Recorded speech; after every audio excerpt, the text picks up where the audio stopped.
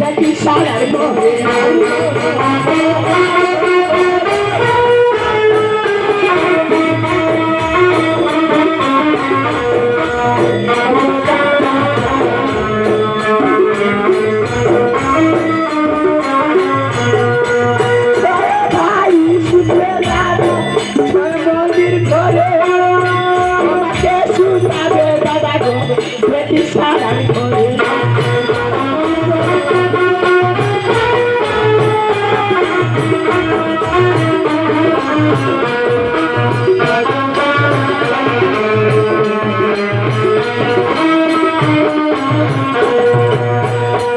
দাদা,